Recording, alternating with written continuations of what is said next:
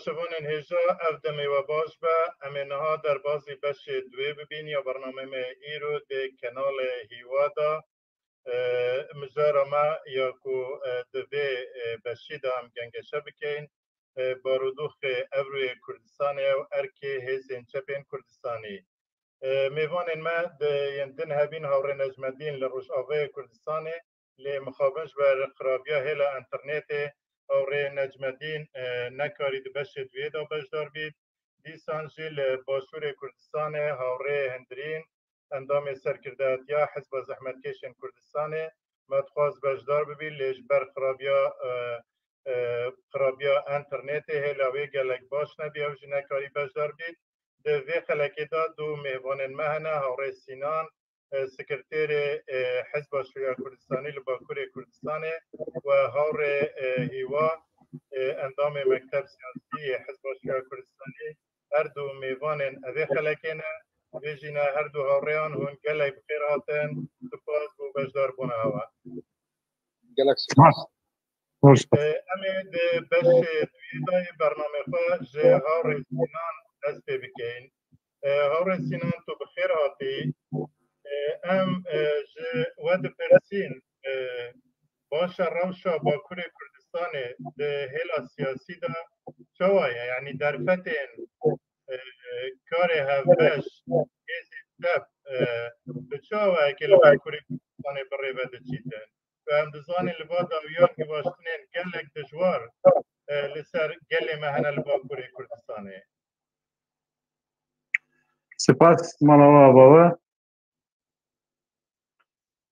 لباکور کردستان روشا سیاسی لسر کردا گرانا لباله به گلمپری روشا سیاست ترکیزی وک امبین آلهوزیه ناکوکی ناف سیاست کورن لسر کردا چوا گرانه روشا سیاستی وک به کردا کردایی امریکانی بایی بیجی یکم devlet Türkiye, siyaset Türkiye, le şekl şive siyaset Kurd, diji şekl şive siyaset Kurdanı ne? Daha zevk ki Kürt siyaset ennek. Yani mesela siyaset vakt ben ad sen art yani emden ya şekleri ya sivilini ne? Kijar siyaset behezbe devlet ve de kesereke vaydı de barkur. Nirina devlet el bakur lu kurda vaya. Deve ki hamu partiyan ra, hamu rekhistina ra, sivil an eşektar, an biçuk an mezin, deve hun kurdun. Hun juda khazın, vana gişkedi dikiye torbeki, evare yek dunum, le gora heze van, dike siri. Kişe her zede beheze, her şavi dike. Le gotine zetir, le kiryar edin. Em partiye me divin federasyon serxebûn ama partiye me hinek jenin dibêjin wek otonomî ek hêzê wihanin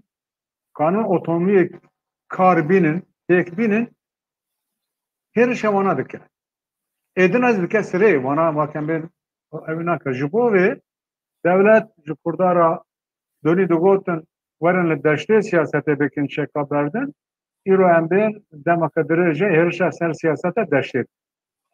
Wirayekê li nirîna devleta Tirkiye li siyaseta Kurd li Bakur an mezin an çûk an şeker an sivîlîne kîza siyaset bihêze ev ses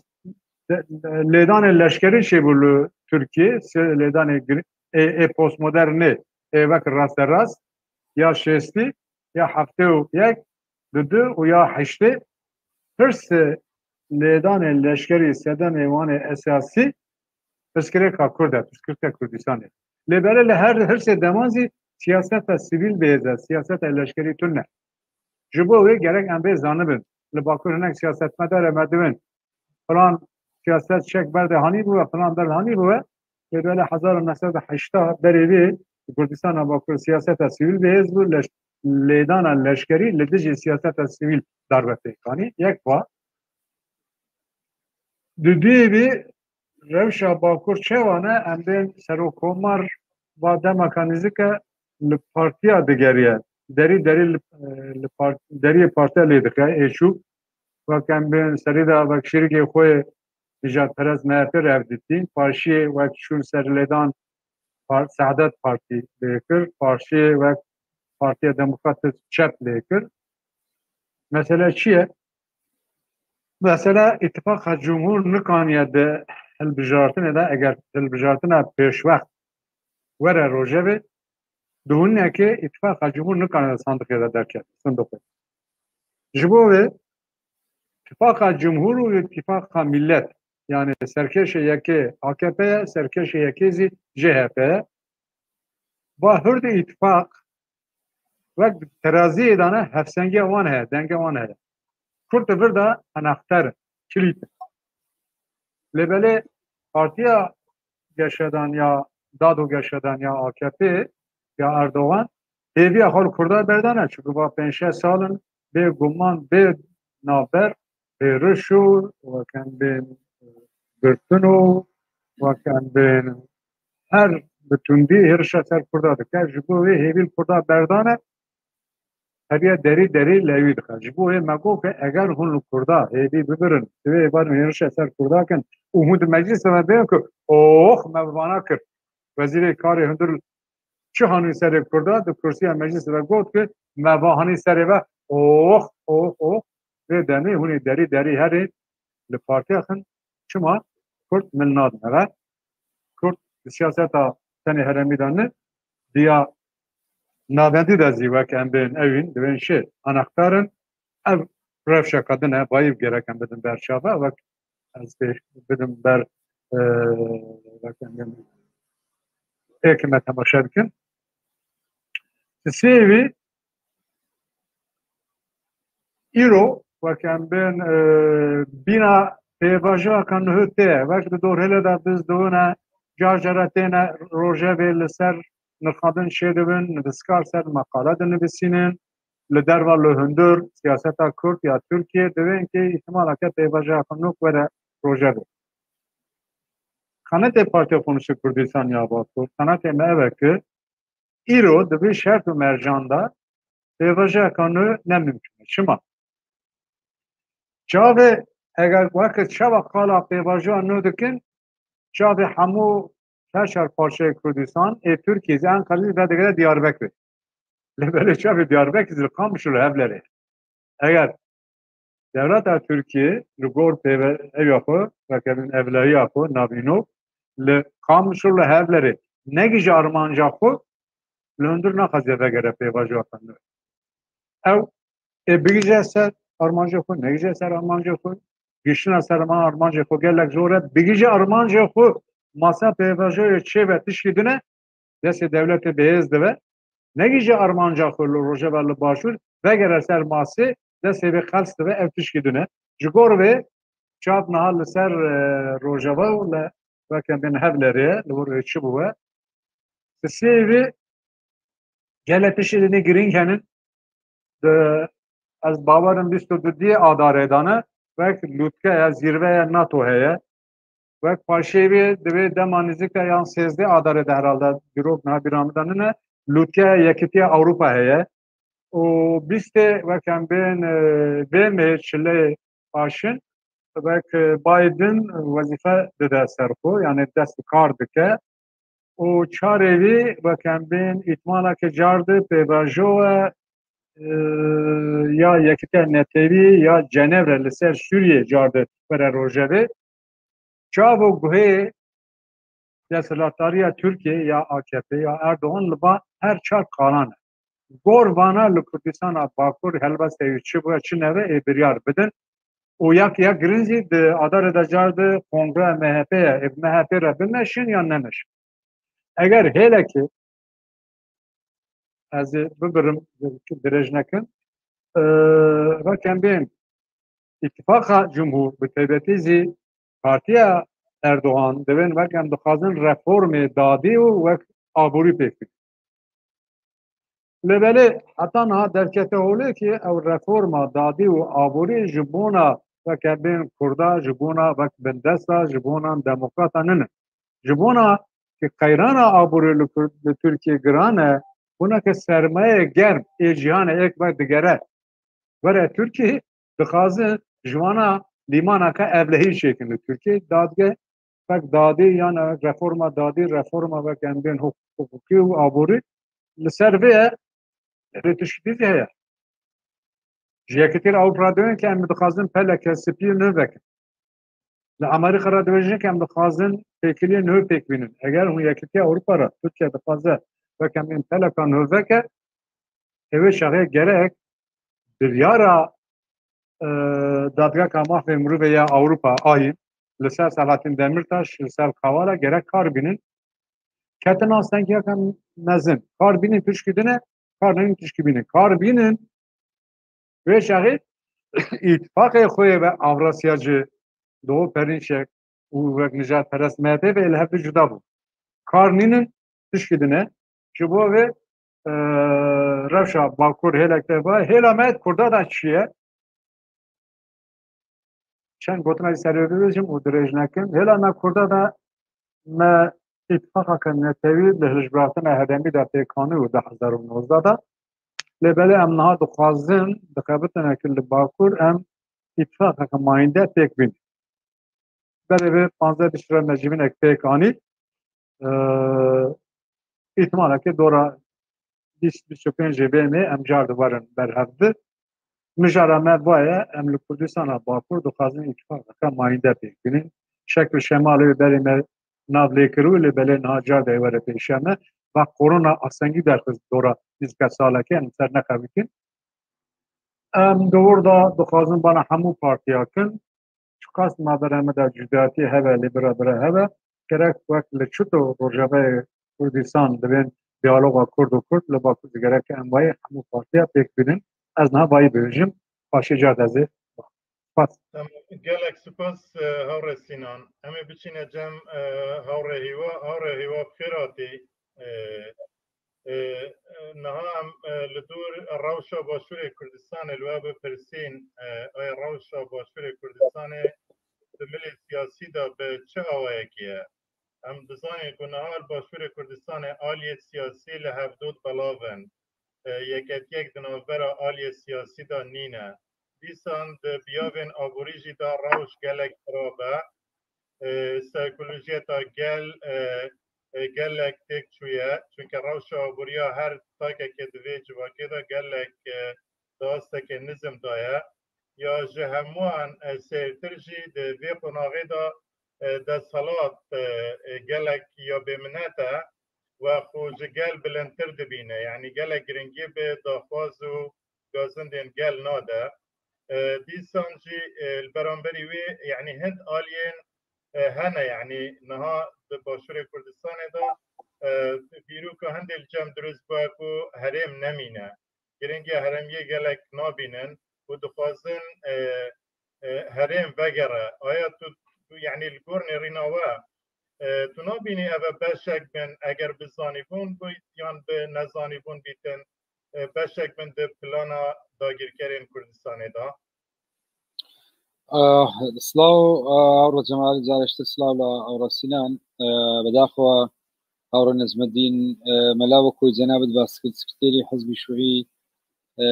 كردستان لرجعواي كردستان وهورا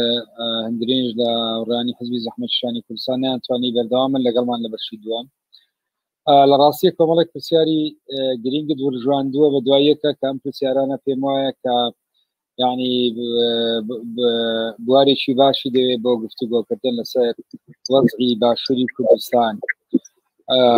ووضعي كردستان لراستية بجوي لجوركان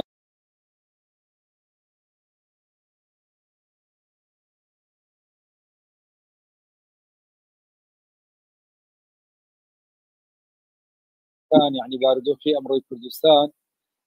اما لرابردو ولا رابورتكاني تر ولا تيجيشني خومن نامان لناوة كهريمي كردستان خريكة بجوي لزوركان بقريتوا مربعي أول يعني شارقو شيء كم بچو معنى هريمي كردستان لراسية لآسي ناو خويدا بە قەیرانێکی گشتگیری سیاسی ئابووری کۆمەڵایەتی جڤاچی تێپەڕ دەبێت لە ڕاستیە و ئەم قەیرانە ڕاستەوخۆ پەیوەندی بە شێوازی حکومڕانی هەرێمی کوردستانەوەیە لە ماوەی یعنی لە ماوەی نزیکەی 30 ساڵی ڕابردوو کە لەلایەن دوو هێزی سەرچیەوە لەلایەن پارتیوێکێتیەوە دەسەڵاتداری یعنی ئەوان بەرپرسیارن لەو بارودۆخان بە جۆرێک لە ڕاستیە ئێستا هەرێمی کوردستان دەتوانین یان بە دیوێکی ترە ناوی ببینین هەرێمی کوردستان ڕوبەڕووی قەیرانێکی گەورە لە ئاستی سیستەمی سیاسی ئابووری دەبێتەوە بە جۆرێک لە ئاستی یعنی دەبێتەوە هەرێمی کوردستان لە ئاستی ئابووریە ڕوبەڕووە لە بەرامبەر دۆخێک کە ئابووریەکی بەرخۆری هەیە و ئابووریەکی سەرمایهداری بەرخۆری هەیە کە با بڵێن کەمینەیەکی ئۆلیگاریشی سەرمایهداری دەستیان بەسەر هەموو جنگەکانی داگرتووە و ئەمە لێککەوتی هەبووە لەسەر شێوازی بەرهەمهێنان لە هەرێمی کوردستان و پێگەی کرێکاران و هێزی کاری ناوەخۆیی لە بەرهەمهێنان کە بەدوای خۆیان کۆمەلگایەکی بەرخۆری و پاسیف لە ئاستی مشارەکەی سیاسی ئابووری کۆمەڵایەتی دروست کردووە و بەدوای خۆیان لە ڕاستیە لە چەند ساڵی ڕابردوو چەندین قەیران بەدواییە کە ڕوبەڕووی هەرێمی کوردستان بۆەوە نەک چارەسەری قەیرانەکان نەکرا بەڵکو با بڵێن دەسەڵاتداران دانیان بە شوناسی قەیرانەکەش دانەنا تا گەیشت ئەم دۆخی ئێستا خەریکە لە هەرێمی کوردستان وا تەسەوڕ بکەن کە لە ڕێگای ئیجراعاتی ئەمنی لە ڕێگای ڕێگریکردن لە خۆپشاندان و ناڕەزایەتی کۆمەڵایەتی کە تەبعەن نەتیجەی ئەم بارودۆخە بزافێکی کۆمەڵایەتی گەورە ناڕەزایەتی یعنی بزوتنەوەیەکی کۆمەڵایەتی گەورە لە هەرێمی کوردستان ئەمڕۆ دروست بووە کە لە ڕاستیە دروشمەکەی نان و کار و ئازادیە ئەمە وای کردووە لە ڕاستیە وەکو ڕەتفعلێک وەکو وەڵامدانەیەک بەرامبەر بارودۆخی هەرێمی کوردستان کاتێک کە دەسەڵات ڕوبەڕووی یعنی ئەم مۆدێلە ڕوبەڕووی شکست دەبێتەوە و توانای بەردەوامی نابێت لە ڕاستیە کۆی ئەزمونونەکە دەخار بەردەم مەترسیەوە بە تێگەیشتنی من ئەوەی کە مەترسی گەورە ئەمڕۆ لەسەر هەرێمی کوردستان بێ ئەم مەترسیە پێش ئەوەی لە ئەنقەرە بێ پێش ئەوەی لە بەغدا بێ لە ناوەخۆی هەرێمی کوردستانە و پەیوەندی بە شێواز و بۆ مۆدێلی حکومڕانیەوەیە بەداخەوە تا بە ئێستا ئەوەی جەنا بدوتت زۆر بێمنەتانە بۆی سوودوەرگرتن لە بارودۆخی نێودەوڵەتی و بەهۆی با بڵێن سیاسەتی احتیکارکردن و داپلۆسین ئەوان مامەڵە لەگەڵ ئەم بارودۆخە دەکەن بە تێگەیشتنی من بە هەرێمی کوردستان توانای مانەوەی یعنی ئەمە لە ڕاستی دەبێت جیاوازی لە نێوان دوو شت بکەین قسەکردن لەسەر ئەوەی کە ئەم مۆدلە لە حکومڕانی کە بەرهەمی دەسەڵاتی پارتی وێچێتی یان ئیتلافی حکومڕانە شتێکە و ئەزمموی هەرێمی کوردستان کە بە تێکۆشانی گەلی کوردستان دروست بۆ لە ڕاستیە شتێکی ترە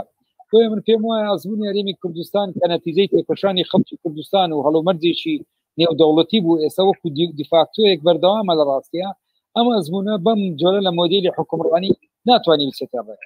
لە بەشی دووەمی ئەوەی پەیوەندی بە کێشەکان لەگەڵ بەغداوە هەیە تا بە ئێستا لە ڕاستیە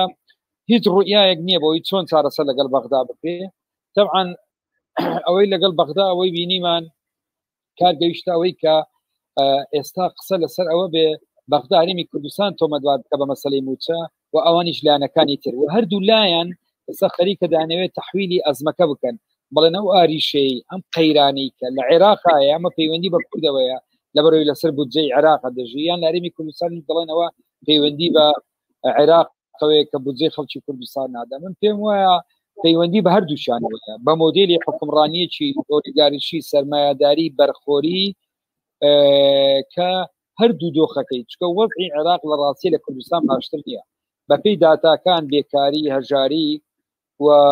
حکمی میلیشایی هاوشێوەی هەرێمی کوردستان لە بەغدان و ناوچەکانی تر دەزانین چۆنە وەقەمعی ناڕەزایەتی کۆمەڵایەتی و کوشتنی خەڵک هاوشێوەی هەرێمی کوردستان بە خراپتریشەوە دەزانین لە چ بارودۆخێکایە من پێم وایە ئێستا ئەمە هاوکاتە و ئەزمەیە لە کاتێکە ئێمە کە تووشی ئەزمەی گەورە دەبین ئێمە لە ڕاستیە بەمانەی ئەوەی هەموو دەرگاکان داخرابی بە پێچوانەوە ئێمە سەیرەکەین بزوتنەوەیکی کۆمەڵایەتی تازە لە ئۆکتۆبری ساڵی ڕابردوو لە عێراقەوە دروست بووە الهرمي كردستان دمك أما هي الراسية ولا عراقيش بما شوا أما من تيموا أميدي من لسر أوي كتشون تثبتواني معاملة لقل عم بزتنا وكمالاتية بك لا يستايا كلا باري چەندایەتیە لە هەڵکشاندایە و ئیشی چەپە لە ڕاستیە لە باری چۆنیەتی چۆن سەرڕێگای بخا کە ئەم بزوتنەوەیە تەنیا لە حاڵەتی تووڕەبوون و لە حاڵەتی ڕەتکردنەوەی هەموو شتێکە نەمێنێتەوە و لە حاڵەتی بزوتنەوەیەکی ناڕەزایەتی کۆمەڵایەتی مەوسومی و فەسلی و ناڕێکخراو بپەڕێتەوە بۆ دۆخێکە بەدیلی جەوهەری تەرەح بکاتن بۆ باردۆخی هەرێمی کوردستانە کە ئەمە لە ڕاستیە واتە لە هەرێمی کوردستانە ئێستا چە بن پێوان ڕوبەڕووی دوو ئەرچی زۆر زۆر سەرەکی دەبێتەوە ئەرچێک کە پەیوەندی بە قەزی چینایەتی ژیانی خەڵکا وایە ئەم شتانەیە کە باسم کرد خەڵک ڕوبەڕووی دەبێتەوە ئەوە بەشی دووەم پەیوەندی بەوەیە کە چۆن ڕوبەڕووی عەقڵیەتی شۆڤینی لە بەغدا ببێتەوە کە چۆن ئەوەی هاوڕێ سینان باسی کرد کە ئەمڕۆ بە کوردانی باکووری کوردستان یان خەڵکی تورکیا بە شێوەیەکی گشتی ڕوبەڕووە بەرامبەر فاشیزمێکی دینی قەومی لە ڕاستیە کە ئەم فاشیزمە خەریکە بە ئاراستەیەکە بڕوە ئەوەی هاوڕەسینان وتی ئەمڕۆ چەپ بە ناچاریە مامەڵە لەگەڵ دۆخێکە کە ئەم دۆخە لە ڕاستیە بە ئارەزووی ئێمە ئەم واقعە دروست نەبووە ئەم واقعە یعنی نەتیجەی تایبەتمەندی و خاصیت و تایبەتمەندی باردۆخی ئێستا دروست بووە بۆیە لەوەها هەڵومەرجێکە من پێم وایە ئەرچی چەپ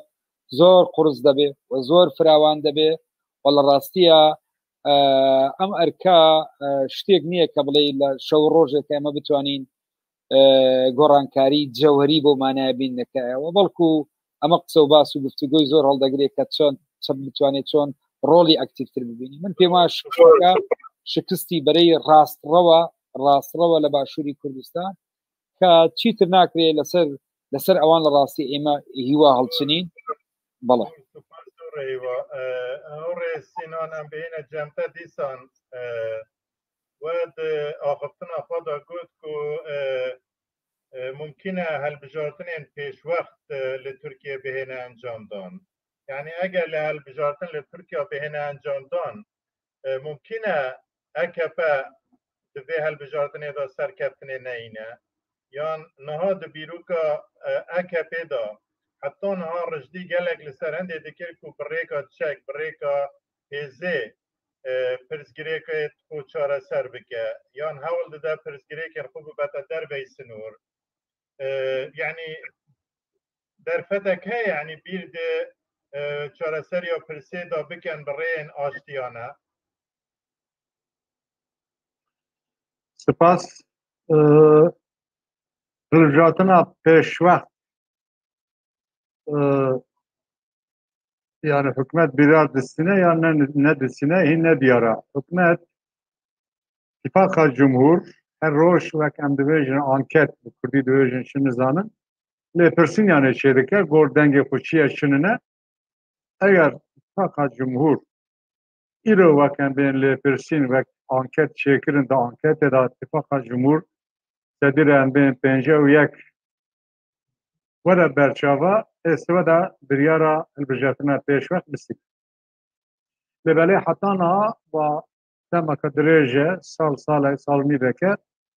حكمتا بين اتفاق الجمهور بحمو وكان بين اي نزيكاوي اي دوراوي وك اي انكتوران دا قد اتفاق الجمهور ده البرجاتنا دا بصندوق دا درناته دي جبوه اگر بصندوق دا احتمالي نهونه ناره هالبجاتنا پیشوا حتی کانوی سر نگاه بسکن لی قیران لهندرزی لدروازی گران دبی لدروا وک لبر شوپا سیوا سور وک بین سیاست و نجات پرست یعنی تورانی مشیان لیبیا بحر سپی یا روجلات حتی بین لیبیا و کردستان روجبا و باشور لبا همو درانا و پیخوانه که ترکیه کانیه لیستکان خراب بکن لی بلی نکانه لیستکه چه بکن خراب دکیه نکانه چه بکن نکانه چه بکن شنده بدگه احتمالا که لبحر سپیزی لیبیازی لسر و کبیمی ایبلی دینای بازارگاه ایل سر ایل به کردستان و روجاوه نابرا روسا دور دا پروپلم مزن هنن سر نکرد به هندر دا وک ذاتی روش آبوری نباش بو کرونا هری مزن او گران کرد جبو و هره ده پیشی خانه بالاتی یان بیکارتی مزن دیوه زخاق همو تجه بالاتی بونه بیکارتی بونه وک ام دوین افلاسیون به فرمی دیویژن سدیر حفده لبله افلاسیونا بهابونه و بین زخاق بازارو و کم بین مارکتا سدیر 35 و 40 جبی شرط و مرجع دا حکمت وک هلبجاتنا پیش وقت دریاره ناسینه لبله شرط هندو رو در زوره دن سر تره هلبجاتنا پیش وقت احتمالا که هره لبه کمی زانگه ها بوازی چی وکی ورنشان رکتورک ها تاین کرن وکی منا هم بین دروای زانگه ها تاین کرن شاگرد ها وکی هم بین خاندوان بو نزدیک هفته کی بو و پیشان باش پیکانین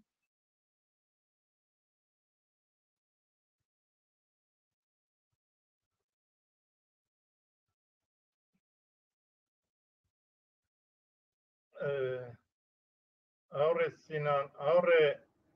سینان از بیجم انترنیل جمعی اور سینان نه دی اینترنت جمع هست حتی شو بله دقیقه بله دقیقه ده انده دنکه yani ihtimala zoru bedel lehundur le derva Kayran nabera itfaqa cumhuru ve millete gele grand diye eğer hilbijatına peşvek vere birer vere istandın hilbijatını pek vere Kürt o ve kendin HDP ihtimala mezineke eve sedira daha zefir yani vek baraj sedira daha donza sizde ihtimala ki ebire şima ebire vek liser HDP dünya alemzane ki liser Kurda o tebeti liser HDP gelek em bir kerişe tundi gelek em ben girtibunu o em ben bencapkirnu serledana malan berdavamın jibo ve mağduriyet şey bu dema ki Erdoğan bu kete girtike se çar mehu sezde roza girtike dema jibo bu mağduriyet akamazın şey bu az mağdur bum az ban çar mehu hündür dame leberi ve çen salın ser kurda avkas em ben zor desi pekti ve sedem Demirtaş'ı bu sedan kadroya siyasi döndürdanın ve mina partiye me em ben partiye kem biçukun cahada bu daha kesan insan eme fazla müzika si kesi insan eme hatın görten döndürdanın doz hatın bekirin gele Kürt gele Demokrati Türkiye ve eviye deve ve kündi kabul nakin eve xudil kurda derkebin li xudil HDP derkebin HDP sedira set ev baraj derbaz bike Armancana ki peşe kurda bu Kürt meclis eden nevin kilit ve böyle eli kan peşayı bikir kanete meve bir de manzika ve tebacı ve şaraseriye seri de bu çark manlındır o derbaya naha le peşe rojada le ber hükmete bütüne hükmete AKP ihtimalen mezine ki nav خود از به هر کله yani bir şekli ve ittifaka Avrasya ve eğer nizika Avrupa bugün ve şeye göre gel doğu karı şekli hevde vakatın naha şevirmen de her mezine ittifaka cumhur ve Avrasyacının eğer mesela birden varas desratar be mesela eşarset mesela ambin edin dişverin roja be ve ittifaka cumhur ne kadar bir şekli bir meşe Cibo ve em hedidarın Kürdistan'a bakır Türkiye'yi be hezle demokrat Türkiye özden de fazın kar bikin em seride Kürdistan'a bakır ittifaka xud tek binin paşiye be hezle demokrat Türkiye de aniyaka berfere çek. Liser revş evzet hazım çent işta bejim duhuni minuşa kandlı Kürdistan'a 24'da Süleymaniye ve gruba aktivist ve em dokazın destura Süleymaniye ava bikin û desthilatdarî evê veqetin şey li Federasyona Kurdistanê veqetin yani belki grubaka biçûk e lê belê rojek soreş berpirsiyarê wekem bên peşmerga gotan dixwazin hêzê peşmerga bikin yek li Süleymaniye ve dengekî wir hate rojevê ew balkêş e انا تمام که پربند کردستان وقت نشانگاه ما یک هم به یک هم لسر مسئله نتوید پیشگیری بدن دستلاتاری اتفاق دستلاتاری هرم کردستان وقت هبره هیواز یعنی زمان لمسئله آبوری مسئله چینیتی ده مسئله اگه بین آبوری جواکی و کم بین موشد بنا بزید رخنه مل سر حکومت هرم کردستان گرک هبره هرم مسئله نتیدن پیشگیرتن مسئله چینیتی ده هم رخنوارن هم رخنه خو گرک پیشنهاد بکن دو دیوی گرک هم هبره لاتفاق روژوا بپارزن فورمن دامه به هبره بپارزه اتفاق روژوا او گرینگه تسیوی امزانه که دجمن ما هر شهر دولت داغرکر و ستاتوق پارز مزن روسیا ببین که با فدراسیون یا هرم کردستان به شکلی ناوه گرک هم پی ایوی نگیوی خود بکن هم بگرن فدراسیون که اوتونومی که کلاسیک وقت مینا هم بین ارتش ایوی تنوه آبوری ایوی سرکوب تنوه وزارت ایوی کار در تنوه و روژوا از دکاوی بکن گرکی رو کوربن دامه دوی الیده پارستنا باشور و روژوا بکن گرک پیشنهاد بکن ببین که پارستنا باشور هرم کردستان پارستنا خسری روژوا پارستنا خسری روژوا پارستنا هرم کردستان کوربن کردستان گرک هر زیده زخم بده زوری بده سر بید تمام گلک سپاس آرسینان نه خیلی انترنتی گلک باشه است خواستم هندک پرسیدی تر بکم ها ریوا ام يعني دزاني نهار باشور كردستاني يعني خلق قالك نرازية لدى صلاته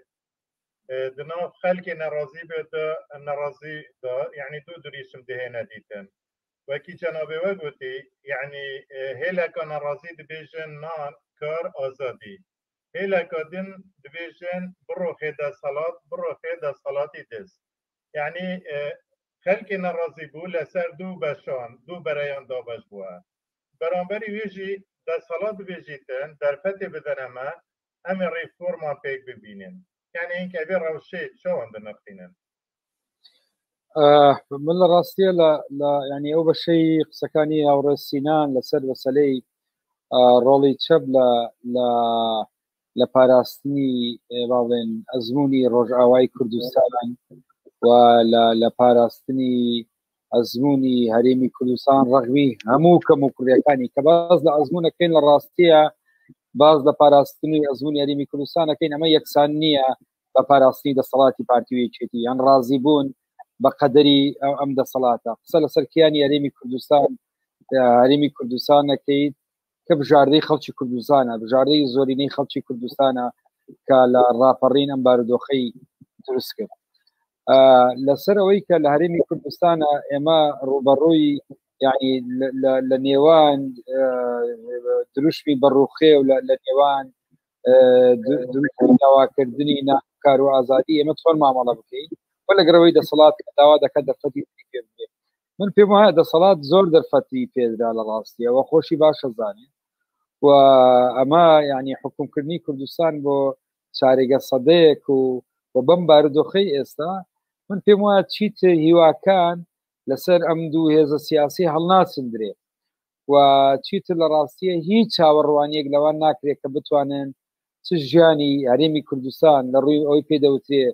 مافا ابوري وكومالاتي كان اوي بيدوتي مافا سياسي ومدني كان واوي بواركي تريش كبيوني بقضي اجتماعي ويناتو عن الراسيه ام اركبش جيب كان ودزاين الراسيه اساتشون تصميمي بغدابونا تصميمي الرشطي بغدابونا من في موايا اما كردنيه تصميمي يعني كردستانيان نيه تصميمي عقلتي شوفيني لبغداد به والكل الراسيه مشكلتي امبرادراني اريا بمانوي خويان دا يعني همو تنازلك دا كان ولا قال امن خبيك لبغداد هي مو دزانين كايش باردوخي شي مصر العراق هنا وبهمان شي وعوان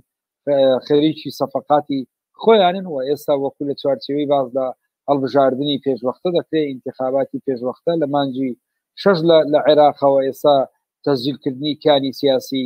دەستی پێکردووە هەموو ئەوەکە لە ڕاستیەوەیە چۆن ئەوان بتوانن بۆ 4 ساڵی شتە جارێک کە تەمەنیان درێژ بکەنەوە پرسەکە من پێم وایە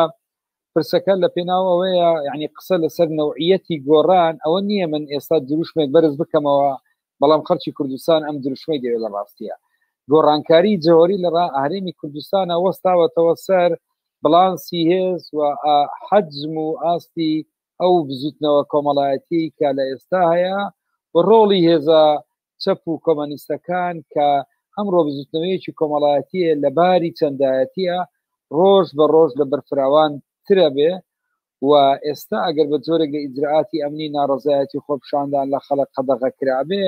و لە ڕاستی ئەمە بەمانەی ئەوە نییە کۆتایی پێهاتوە و بێگومان کۆتایی پێ نایە و بزنەوەی کۆمەڵایەتیش تەنیا لە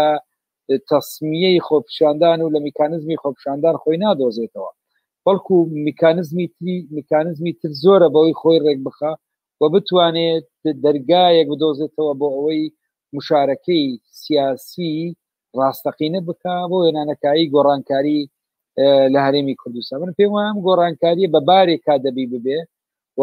ئێمە لە ڕاستیە بزنەوەی کۆمەڵایەتی تەنیا بە دروشمی با بڵێن بڕوخێ ناتوانێت بینای بارودۆخێشتر باشتر بکات پرسیارەکە لەسەر ئەوەیە کە ئێمە ئەم بزوتنەوە کۆمەڵایەتیە لە هەکبەی خۆیە چ پرۆژەیەک تەمان ئەمە دەبێت بە کاریگەری ئەو هێزولانانە بن کە ئەمڕۆ پێیان وایە لە دەروەوەی دەسەڵاتن و لینچیان لەگەڵ بزنەوە کۆمەڵایەتیەکان هەیە چۆن دەتوانن بەیەکەوە پرۆژەیەکی گشتگیر لە ئاستی سیاسی ئابووری و لە ئاستی ئەم قۆناغە و لە مامەڵەکردن لەگەڵ بەغدایە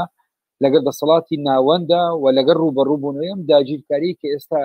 تورکیا و ئێران دیکەنە سەر هەرێمی کوردستان هەرێمی کوردستان لە ڕاستیە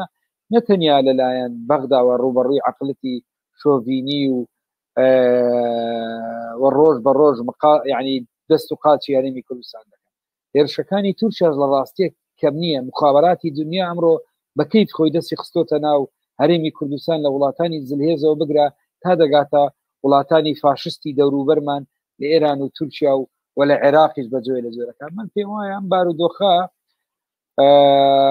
ینی خەڵکی کوردستان ڕوبەڕووی ئەرچی شۆڕژێڕی زۆر قورس دەکاتەوە و ئەمە لە ڕاستیە ئەرکێکیش نییە بە ڕۆژێک و دوو سێ بتواندرێ جێبەجێ بکری بێگومان بەشێک لەم ئەرکانە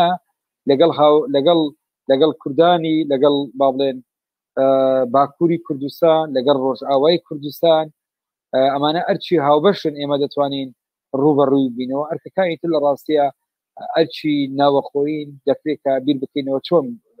مامەڵە لەگەڵم قەزیە بکەین یعنی بۆ گابرانی بەڵێ يعني نعم زونينكو خلقنا روزي حسكة راوس شورا سر ببيت الناتج بتشيتان يعني ام بين البغضاء يعني هن برلمانتول ويري هنا دخوزن وصا بدن الزمان كو جرينجا هرم كردستان النماية بيدبيا دا صلاة ونوان بقرين باش هف كسي دي بروكي بيشنيات كان يعني او پشتي بتشد بستن يعني دخوزي تاجر كرامنا ئەوان پشت بەوە دەبەستن لە ڕاستیە کە هەرێمی کوردستان بە وەکو باسم کرد بە قەیرانێکی گشتگیر تێپەڕە بێ و ئەم قەیرانە لە ڕاستیە تا بە ئێستا یعنی دەواازەیەک نییە بۆ چارەسەرکردنی ئەوان دەیانەوێت لەم ڕێگایەوە لەلایەکە هەم دغدغەی عەقڵەتی شۆڤینی بدەن کە لە بەغدا جارێشتر ئێمە دەزانین لە چ دۆخێکایە و بەشێکە لە حەملەی ئینتیخابی کە ئێستا لایەنە سیاسیەکان بەدەستیانەوەی ئەوە بەشێکی تری من پێم وایە پەیوەندی بە و درزانەوەی کە لە ناوەخۆی هەرێمی کوردستانەوەیە پێچەوانە من پێم وایە خەڵکی کوردستان بە هیچ شێوەیەک جارێشتر یعنی قبولی داگیرکاری ناکاتەوە و هێزی کۆمەڵانی خەڵکی کوردستان و ئەو هێزانی بەشکردوی لە جۆرەکان خۆیان ڕێخستووە من پێم وایە لە تااقەتیدا هەیە و هێزی چەپ و با بڵێن ئازادی خواست و ئێستا ئەم بزوتنەوە کۆمەڵاتی گەورەیە من پێم وایە لە توانایدا هەیە یعنی ئیدارەی بارودۆخی هەرێمی کوردستان بکە چ لە تەعاملکردن لەگەڵ بەغدایە و چارەسەرکردنی ئەو زوڵمە قەومی کە لەسەر کوردستانیان هەیە و چ لە مەسەلەی ڕوبەڕووبوونەوەی ئەو نەهەجە سەرماداری کە لە هەرێمی کوردستان کە تەڕ و شتی بێکەوە سوتاندووە يعني نعم صانين كراوشة عراقي للروشة كردستاني بوشترينة شو كريزة أبوري لهريمة كردستاني هي أمان كريزة أبوري عراق جی هيا بري نهاجي برلمانتارا حزب شوي عراقي دي برلمانتوا عراقي دا قلتي اگر روشا باشور عراقي افبر بكن گر روشا هرما كردستاني وبغداد باشور عراقي اوي بري باش برواتي دايا يعني هف كسين دخوزن ناوند وگريتن اوي باش برواتي باش يعني تبي يعني خدمتها دوزا رواية كلمة بهيتا كرن بێگومان يعني ئەمە نەخزمەتی بابن ئەو حرەکەت جەماوەریە دەکا کە ئەمڕۆ لە هەرێمی کوردستانە هەیە و نەخزمەتی ئەوە چێ دەکا کە ئەمڕۆ دەیەوێت لە ڕاستیە پێی وایە کە لە توانای کوردستانیان هەیە و لە توانای ئێمەمانان هەیە کە دنیایەکی باشتر و کوردستانێکی باشتر دروست بکەین و نە لە ڕاستیە ئەم وچەیە دەتوانێت باڵێن ببێتەوە چیەکی واقعیش کە جێگای بێتەوە من پێم وایە بيجي افدا خوزه زيدا خدمت دا صلات نکرد چونکه دا صلات خوزید هر تشتکی مونوپولا بکتن افدا خوزه زیده خدمت دا صلات دکرد بردوام بیلی سر سیاست مونوپولا کرنه بێگومان بە دیوێ لە دیوەکانە لە ڕاستیە کاتێک کە تۆ بەدیلێکت نەبوو کە جیاواز بێ لە جەوهرە هەر خەریکی يعني شتي شكلي بو لراستي والتبرير دەدەیتە بە دەسەڵات کە پێی وابێ ئەم حرەکەی ئێستا هەیە بۆ نمونە پێی وابێ ئەم ناڕەزایەتی ئێستاە ناڕەزایەتی کە بە جێ لە جۆرەکان بۆ ئەوەیە کە جارێشکە بچێتەوە باوەشی بەغدا لە کاتێک ئێمە دەزانین خەڵکی کوردستان تێکۆشانی خەڵکی کوردستان بۆ ڕوبەڕووبوونەوەی شۆڤینێتی عەرەب هیچ خێزانێک نییە لەم کوردستانە کە شەهیدێکی نەدابێ و تێکۆشانی تێدا نەکرابێ ئەم تێکۆشان لە ڕاستیە نەتەنیا تێکۆشانێک بۆ ڕاپەڕین بۆ قەزیی یعنی قەزیی سەربەخۆ بێ ئەم ڕاپەڕین لە هەمان کاتە جەوهەرێکی دەتوانین بڵێن جەوهەرێکی تریشی ئەوە کە پەیوەندی بە مافە ئابووری و کۆمەڵایەتەکانی خەڵکی کوردستان بووە و بۆ پاراستنی شکۆی ئینسان بوو من پێم وایە ئێستا هەموو ئەو بابەتانە جارێکتر مەطرحن بۆ گفتوگۆ کە ئێمە چۆن مامەڵە لەگەڵ يعني لازم فرصادی ما که دو دقیقه نمانه آره سینان یعنی هزو آلین کردستانی لباکور کردستانه و جبو قناغ دهاتی اگر گله بکردی و چه بر هدی کرنه؟ باش هم نکر دبیجن بو قناغ دهاتی هون وکو آلین کردستانی لباکور کردستانه و چه بر هدی کرنه؟ باش اسپاس بکن در حق باشور دا خازم به تشتا بیجم در حق عراق و باشور دا ام وقت باکوریا راشا باشور شوا دونن بشه تشتا بیجم یک ام دوینیا و پولیس رند پولیس خراب نا رژیم کاظمی استفراچیه درو که هرم کردستان که استفراچیه هلا مدن بشوفين يعني